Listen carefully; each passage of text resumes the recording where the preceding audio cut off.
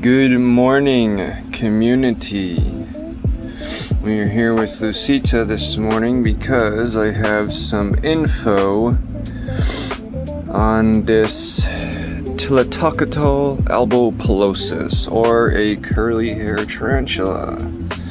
So to begin with, curly hairs are a docile ground-dwelling spider from Central America. They feature these unique golden bronze fuzz and long bristly curls, hence the name curly hair. They reach up to 6 inches in leg span and are famous for their calm nature, unique hair-based senses, and unusual burrowing habits. But as you can see, this girl does not burrow. I gave her a hide and she just does not burrow. She stays out in the open. She's a good display tarantula. Yeah. So their long, curled, golden brown hairs, or setae, S-E-T-A-E, setae, cover its dark body, giving it a distinct bronze look. As you can see, their body hairs act like tiny ears or noses, helping them feel and hear air vibrations from approaching prey. They do not have good eyesight and, of course, have no ears. Oh yeah. Their poor eyesight, so their primitive eyes only detect light, dark, and simple motion, so they rely entirely on touch and vibration. Oh yeah. They are nocturnal hunters. They hide in underground burrows by day and ambush insects like crickets and roaches at night. They build their webs for their homes, really. I don't know if you can see on here. She's kind of built she has some web going across it, or it's gotten taken off by now, I don't know. But it's not for traps. They don't build their webs for traps. They build it for their homes, or just like sensing, you know. They hide it underground burrows by day and ambush insects like crickets and roaches at night, like I said. They do not spin webs to catch their food. Instead, they use silk to line and insulate their underground dens. And yeah, of course, they have these urticating hairs. They will flick hairs when they're stressed. They kick specialized barbed hairs, urticating hairs, of course, off their abdomen to irritate predators. Oh yeah. So yeah, they do have mild venom. Their venom is mostly like a bee sting to humans. It's more mechanical damage than anything getting bit by one of these guys. It's, you know, those 2 fangs going into you. It's mechanical damage. You're gonna have 2 puncture marks. And yeah, it's just like a bee sting, so. The lifespan of these guys, male curly hairs live up to 5 to 8 to maybe 10 years. They live a long time, but not as long as the females, because the females can live up to 20 years or longer. And that's why it's called girl power and lifespan. The female curly hairs live a very long time. It is a pet your child can have from childhood up until they go to college, and they can bring the tarantula with them to college if it is a female, or however it works, you know. Yeah, they're a really long-living species, either males or females. The females, like I said, they live up to 20 years or longer, and I'm pretty sure Lucita's gonna live a long time. She's a healthy girl. So when they do catch their prey and inject their fangs in venom, they liquefy their prey. As they do not chew their food, they inject the venom to paralyze the prey and turn their insides to liquid, then slurp it all up. That's what they do.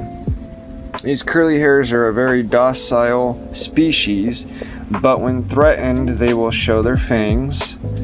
And you don't want that to happen, because that means you pissed them off, and I don't like pissing off my spiders. So yeah. They're pretty popular in the pet trade because of their gentle temperament and calm attitude. They are one of the most common tarantulas kept by beginners. So yes, they are a very popular beginner species, very easy to take care of. They have a medium growth rate. They are one of the fastest growers in their genus. So yeah, they're a pretty fast grower. It takes about I think it said like 5 to 6 years or something like that for them to grow to full maturity and everything. So yeah. Mating occurs year-round for these guys in the wild, and I guess in even captivity. The female lays 100 to 500 eggs in a silk capsule. They hatch within about 6 weeks. So yeah, if you are breeding curly hair tarantulas, you should expect between 100 and 500 eggs, and that they will hatch in about 6 weeks. So yeah.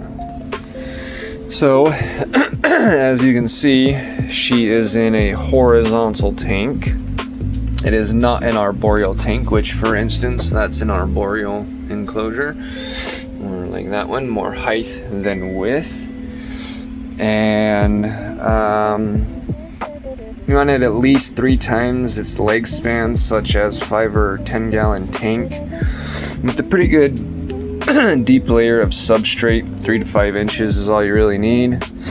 Your temperature should be between 75 and 80 degrees. And yeah, you want them with the slight nighttime drops, and humidity should be between 65 and 70%, and slide in there with her. You want a shallow water dish, and the occasional misting should help maintain humidity. And you want to include a hide, or half of a log, and keep enclosure decor at a minimum to decrease stress in these little fellers.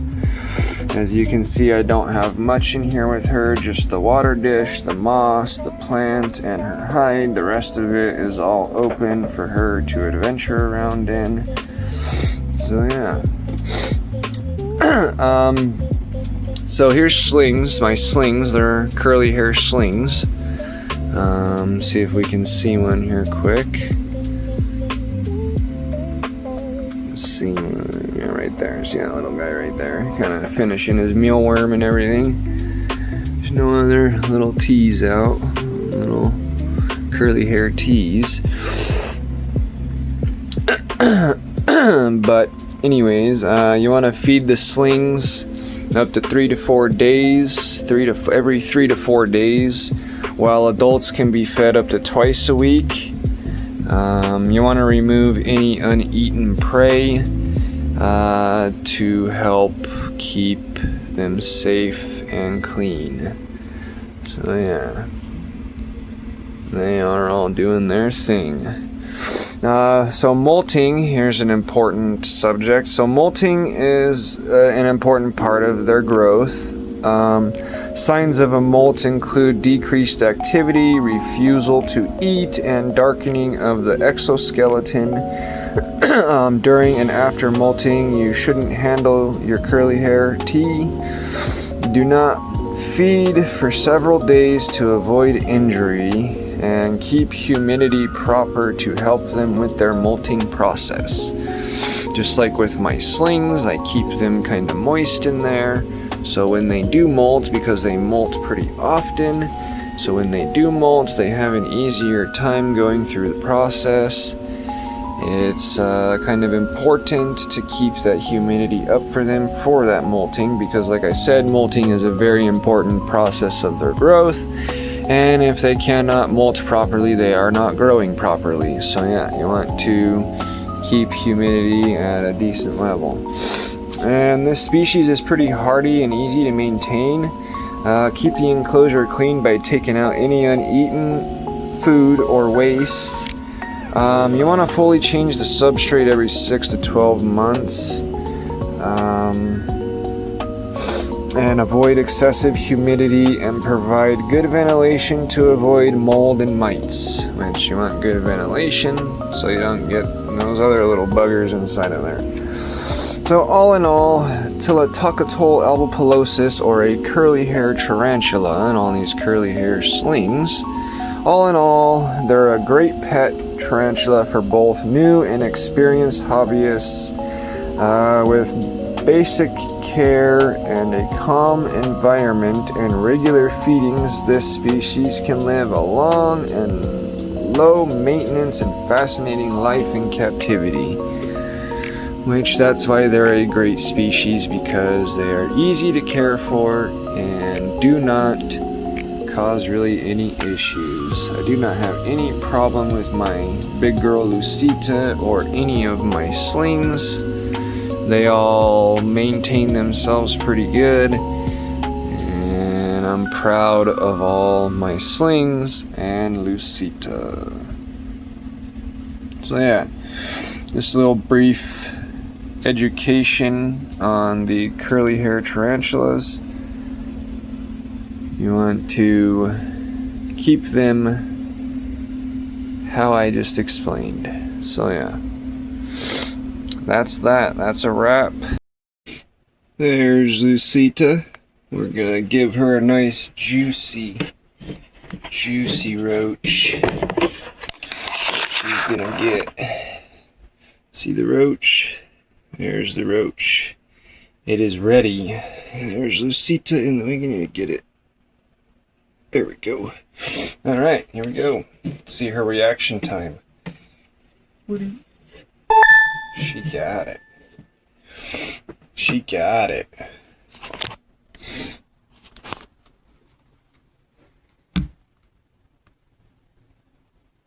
Just stand still. Come on, Lucita. Get them fangs in there. This smoke outside is driving me crazy. All over eastern Oregon, there's just a thick blanket of smoke all over. You gotta stand still, Lucita. Did you freeze? Huh. So I accidentally slammed the lid down too hard and she dropped it. But I'm hoping the roach will move and she'll grab it again. Which is odd. She went for it when it dropped in there, but now, since it's right in front of her, she's acting weird with it. Of course, when I try to get it on video. Ay, ay, ay. What happened? That scared the roach to move and she grabbed it.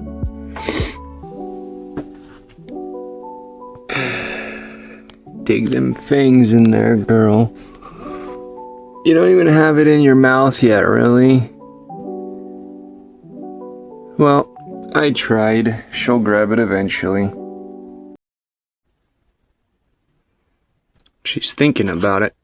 There she goes. There goes the fangs. There we go. Get that fang action. Beautiful.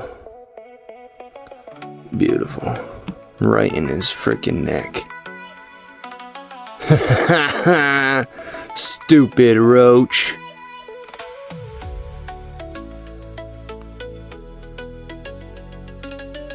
Look at that. Nice. She's such a beast. Gosh golly. She's such a beast. Trying to see if we're gonna get a happy dance.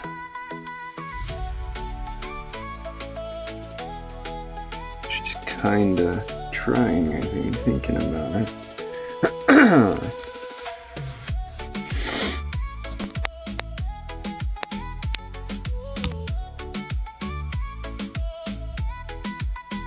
That roach just totally gave up. He knew he was doomed from the beginning.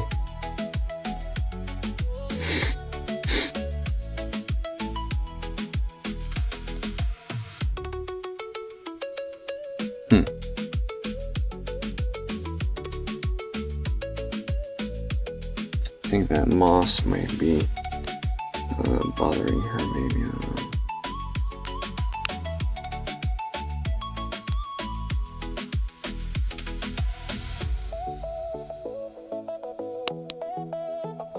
know. She's kind of doing her version of a happy dance, so yeah.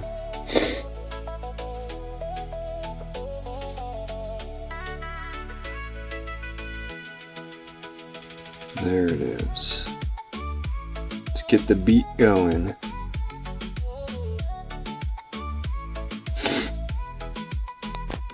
Heck yeah. See, she's laying all that web down right now. She's laying out all that web to help maintain her kill. To help keep it steady and secure.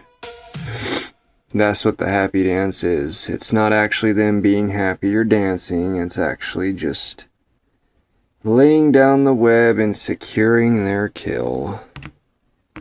Nice.